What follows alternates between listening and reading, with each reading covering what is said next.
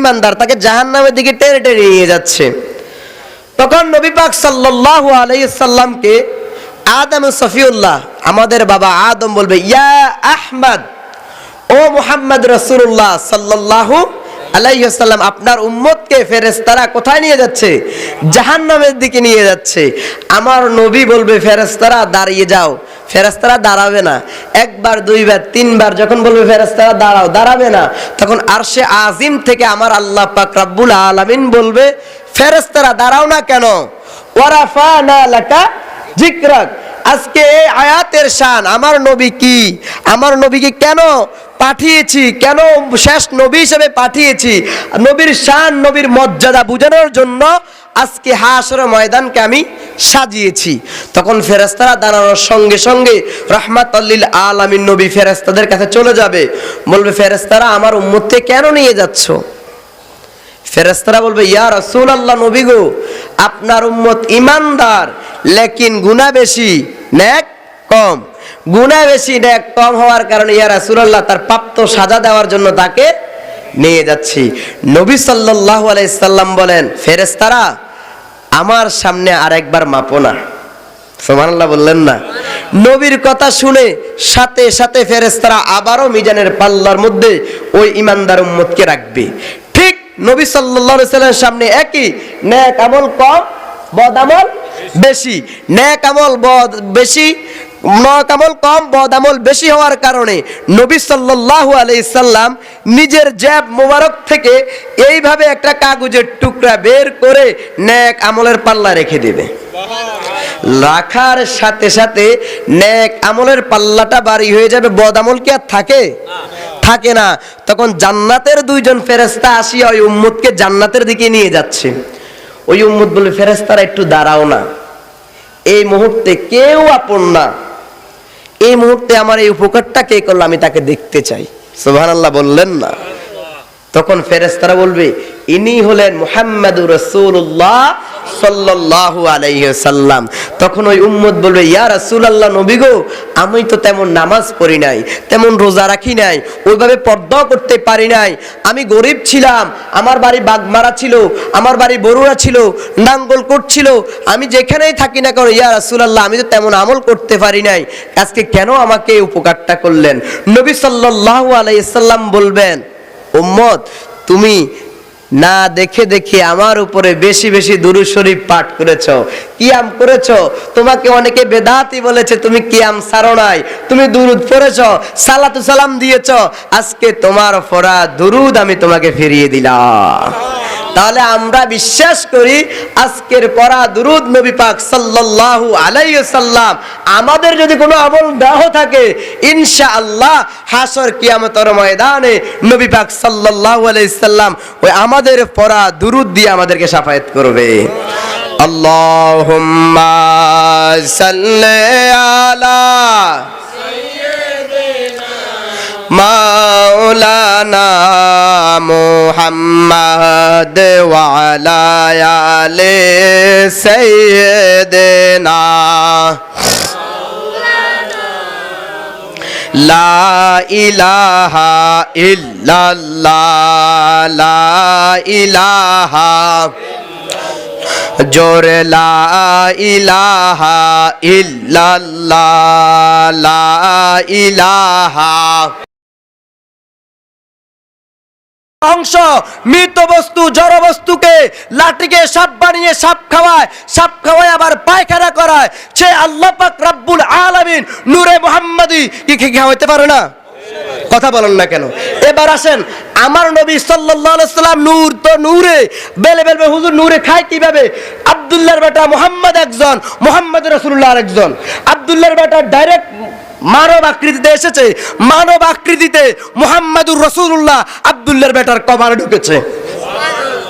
বুঝলেন কথা?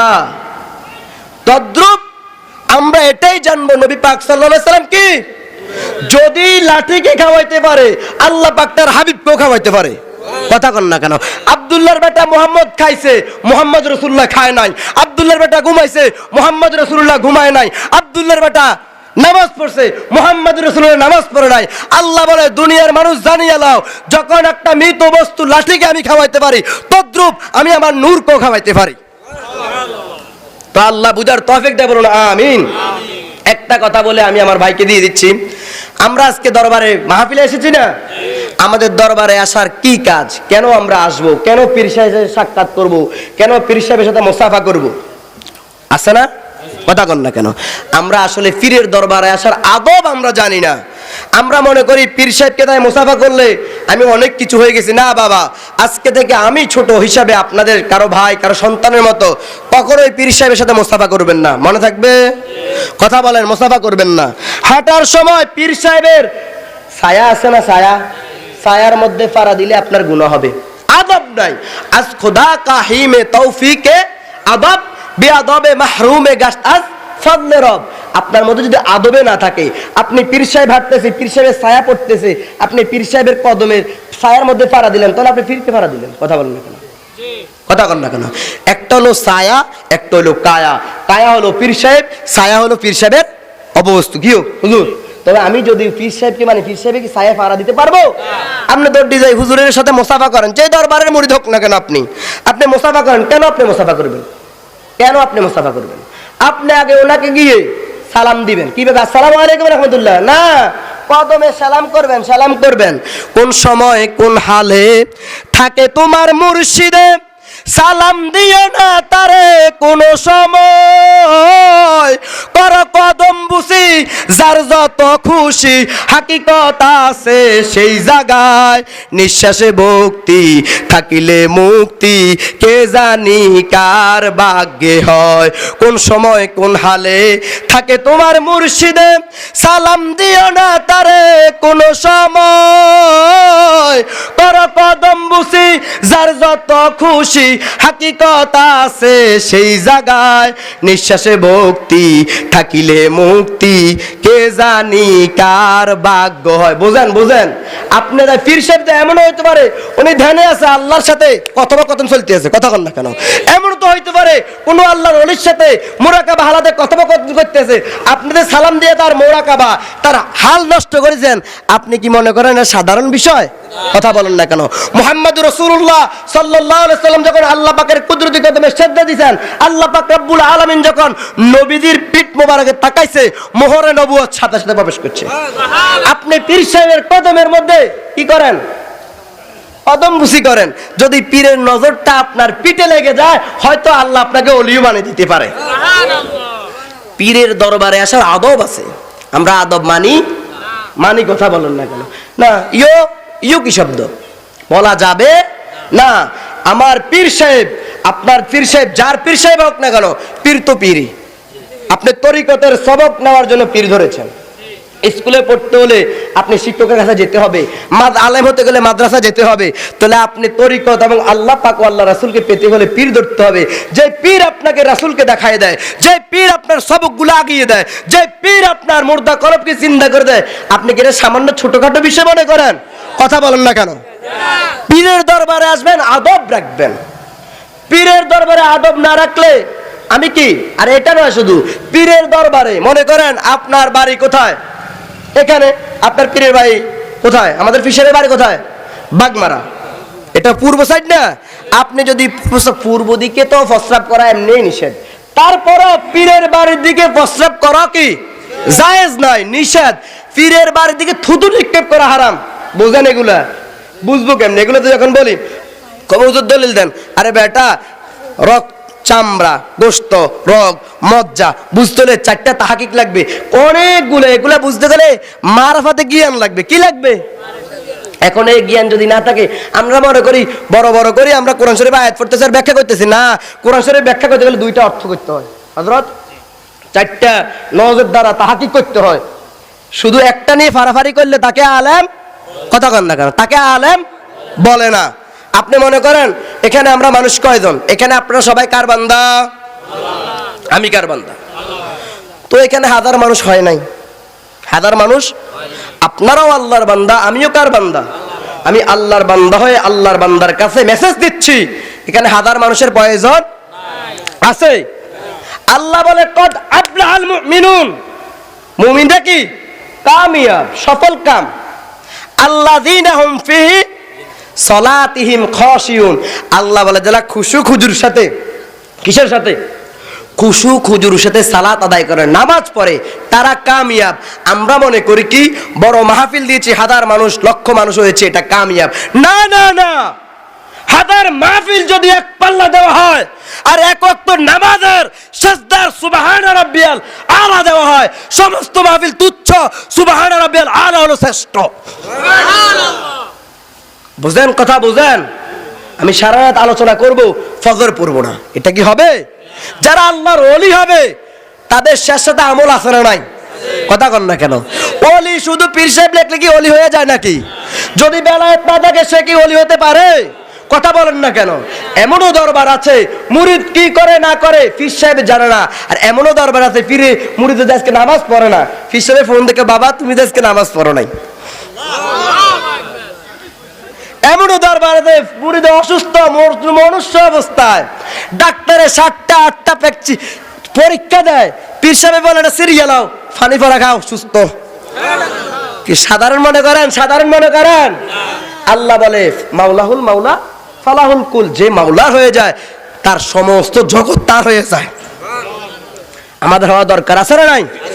আপনি যে ব্যক্তি 5 ওয়াক্ত নামাজের পাশাপাশি বেশি বেশি কি বেশি বেশি নফল ইবাদত করে তারা আল্লাহর ওলি হয়ে যায়। আর আল্লাহর ওলি হতে গেলে হক্কানি একজন মুর্শিদের হাতে হাত দিয়ে বায়াত হবেন, বায়াত হওয়ার পরে 5 ওয়াক্ত নামাজ পড়বেন, এর পাশাপাশি আপনি যদি পারেন তাহাজ্জুদের নামাজ পড়েন, সুবহানাল্লাহ বলেন না। এখন কি কাল শীতকালে অনেক মুরব্বী তাহাজ্জুদ পড়তে আশা, যদি তাহাজ্জুদটা পড়তে পারতাম, হুজুর আছে না, কিন্তু অসুস্থতার কারণে বিভিন্ন কারণে কি করতেছে না, পড়তে পারতেছে না। এটার জন্য ইসলামটা কত সহজ। নবী সাল্লাল্লাহু আলাইহি সাল্লাম বলে আশরাফু উম্মতি হামালাতুল কুরআন ওয়া আসহাবুল লাইল, নবী বলে শ্রেষ্ঠ উম্মত হলো ওই ব্যক্তি যার মধ্যে কোরআন আছে, বুকের মধ্যে কি আছে? ওয়া আসহাবুল লাইল, যে ব্যক্তি শেষ রাতে তাহাজ্জুদ পড়ে। নবী বলে আলাইকুম বিকিয়ামুল লাইল, তোমরা তাহাজ্জুদের নামাজ পড়ো, সুবহানাল্লাহ কয় না? আবু বকর সিদ্দিককে নবী সাল্লাল্লাহু আলাইহি সাল্লাম, আবু বকর আপনি কিভাবে তাহাজ্জুদের নামাজের সময় জাগেন, কিভাবে তাহাজ্জুদ পড়েন? আবু বকর সিদ্দিক বলে ইয়া রাসূলুল্লাহ, ইয়া হাবিবাল্লাহ, ও মায়ার নবী রাহমাতাল লিল আলামিন, আমি কিভাবে তাহাজ্জুদ পড়ি জানেন? ইয়া নবী জানে, জগৎকে জানানোর জন্য, নবী জগৎকে জানানোর জন্য আবু বকরকে নবী জিজ্ঞেস করছে, কই ইয়া রাসূলুল্লাহ আমি প্রত্যেকদিন এশারের নামাজের ফরজ পড়ে, কি পড়ে? কথা বলতে হবে তো, কি পড়ে? ফরজ 4 রাকাত পড়ে, 2 রাকাত সুন্নত পড়ে, কয় রাকাত? এবার আমি বিতিরটাকে পড়ে বিতির রেখে আমি তাহাজ্জুদের নিয়তে 2 অথবা 4 রাকাত নামাজ পড়ি। প্রথমে আমি এশারের ফরজ 4 রাকাত পড়ি, পর্বের 2 রাকাত কি পড়ি? আমি সুন্নত পড়ে, বিতির পড়ি না, বিতির পরে পড়বো, বিতির রেখে আমি 2 অথবা 4 রাকাত কি পড়ি? তাহাজ্জুদের নিয়তে নামাজ পড়ি। এরপরে ইয়া রাসূলুল্লাহ আমি শেষ সাথে উঠে আবারও নামাজ পড়ি তাহাজ্জুদের। নবী বলে আবু বকর ও সিদ্দিক আকবর, আপনি যদি এভাবে নামাজ পড়েন মৃত্যু পর্যন্ত আপনার কোনোদিন তাহাজ্জুদের নামাজ কাজা যাবে না। পারবেন তো ইনশাআল্লাহ? এই মদিনার জামাত বিশ্ব বেলায়েত মঞ্জিল দরবার, আজগর দরবার, কথা বলেন না কেন? আমরা আমলি না বেআমলি? যেই পীরের আমল না সে পীর না, কথা বলেন। যেই পীর নামাজ পড়ে না সে পীর না, কথা বলেন না কেন? আমাদের পীর সাহেব কি নামাজ ব্যতীত? কথা বলেন না কেন? আপনি রাতে 2টা বাজে কল দেন, নামাজে পাবেন। 2টা বাজে বাবা কি অবস্থা, কথা বলেন না কেন? অনেকের খোঁজ খবর নেয় না। আপনি মনে করেন কি আমি পীরের কাছে বায়াত হয়েছি, পীর যেটা বলবে আমি সেটা করবো তো ইনশাআল্লাহ, করবো তো ইনশাআল্লাহ। তাহলে আমার কথাগুলো মানবেন। এই মদিনার জামাতের হাদিয়া আমরা পড়ি, এটা সম্পূর্ণ সহিহ হাদিস দ্বারা প্রমাণিত। কি হাদিস দ্বারা? সহিহ হাদিস দ্বারা প্রমাণিত। এটা আজকে বলার সময় নয়, আমার ভাই আলোচনা করবে, কিন্তু মূল কথা একটা কথা বলে দিই, আমরা প্রত্যেকদিন জিকির আজকার করার দরকার আছে না নাই? মদিনার জামাতের হাদিয়াতে পড়ি, 1 মিনিটে আমি শেষ করে দিচ্ছি, আমার ভাই ধরবে। মদিনার জামাতের হাদিয়াতে আমরা প্রথম কি পড়ি?